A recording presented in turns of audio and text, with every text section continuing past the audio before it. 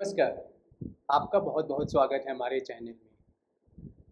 कभी कभी ऐसा होता है कि किसी सरकारी अफसर के किसी काम को देखकर बहुत गुस्सा भी आता है और फिर बहुत ग्लानि भी होती है। ऐसे मैं क्यों कह रहा हूँ ये आपको आगे एक फैक्ट को सुनकर समझ आ जाएगा कि क्या किया उन्होंने।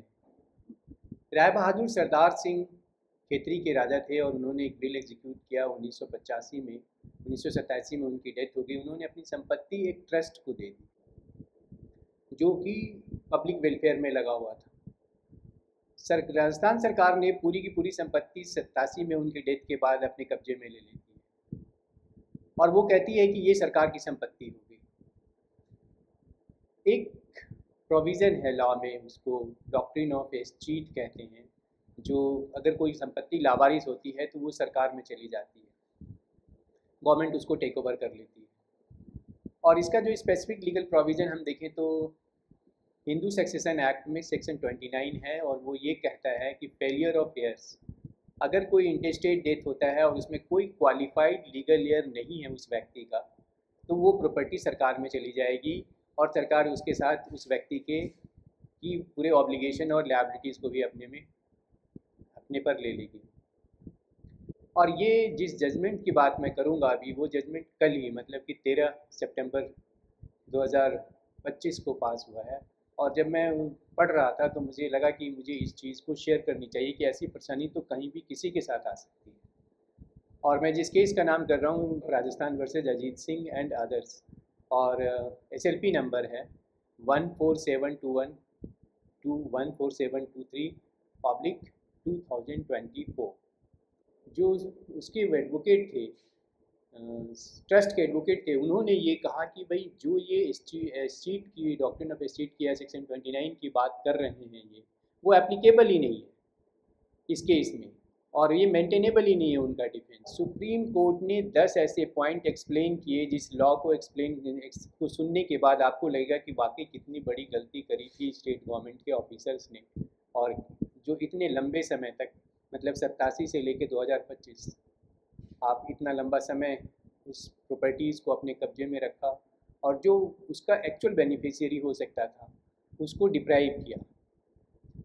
सबसे पहला तो ये कहा कि जब भी कोई व्यक्ति की डेथ होती है और इंटेस्टेट होती है तो सेक्शन 8 हिंदू सक्सेशन एक्ट के जरिए वो ऑटोमेटिकली उसके लीगल ईयर्स के पास चला जाता है और उसमें डिवाइड हो जाता है, जैसे प्रोविज़न ऑफ लॉ है। इसमें क्लास 1 और क्लास 2 लीगल ईयर हैं, और जब क्लास 1 और क्लास 2 लीगल ईयर कोई सामने नहीं आता है और नहीं होता है उसका, तो वो गवर्नमेंट उसको टेक ओवर कर सकती है सेक्शन 29 हिंदू सक्सेशन एक्ट के जरिए, जिसको कि हम डॉक्ट्रिन ऑफ एस्टीट कहते हैं। मतलब जो एस्टीट प्रॉपर्टी जिसको कहते हैं, जो कि लावारिस हो और सरकार में चली जाए।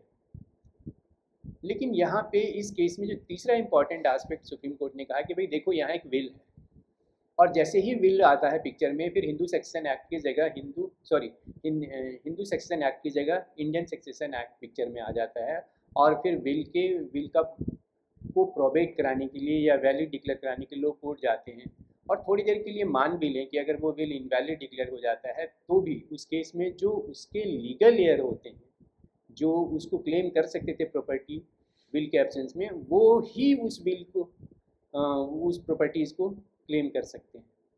और अगर विल को गलत दे दिया गया है प्रोबेट, तो वो भी तब भी उस केस में वही चैलेंज कर सकते हैं, चाहे वो क्लास 1 ईयर हो या एग्नेट हो या कॉग्नेट हो।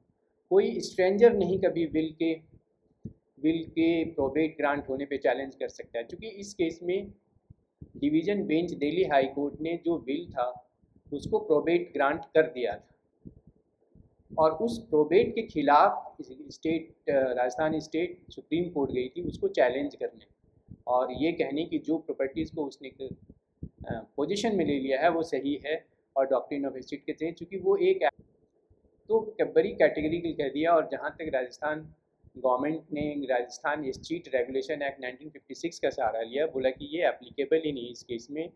ये इस केस में क्या, किसी भी केस में एप्लीकेबल नहीं है जहाँ पे विल है। तो इन सब एक्सप्लेनेशन देने के बाद, डिस्कशन करने के बाद, कोर्ट ने ये कहा कि केवल और केवल खत्री ट्रस्ट जिसको कि विल में दिया गया प्रॉपर्टीज़ वही रिस्पॉन्सिबल है उस वसीयतकर्ता के वसीयत को इम्प्लीमेंट करने और उसके अनुसार काम करने के लिए। और स्टेट ने जो एक्वायर किया है या पोजीशन में ले लिया प्रॉपर्टीज़ को वो गलत है राजस्थान स्टेट में।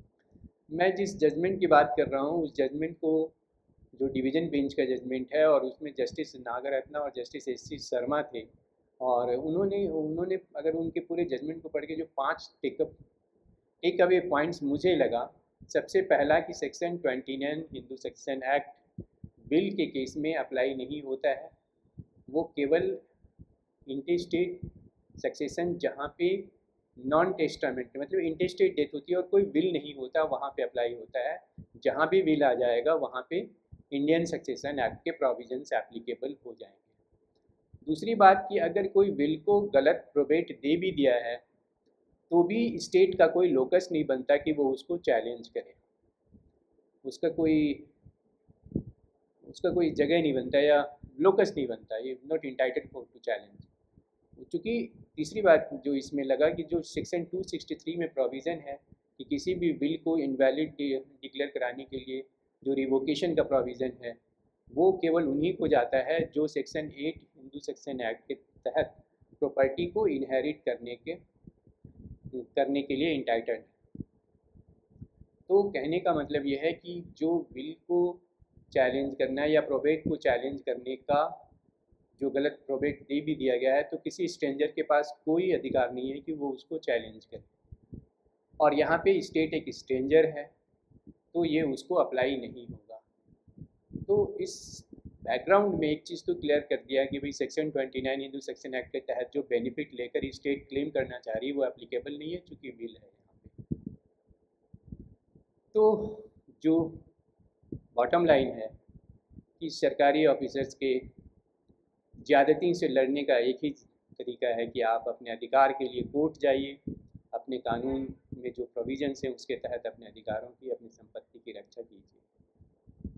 Thank you very much. अगर इस डिस्कशन से रिलेटेड कोई आपका ओपिनियन है, इशू है तो आप मुझे ज़रूर भेजिए, मुझे खुशी होगी आपकी उस मुद्दे पे डिस्कशन करने में और इस सिलसिला को आगे बढ़ाने में। Thank you.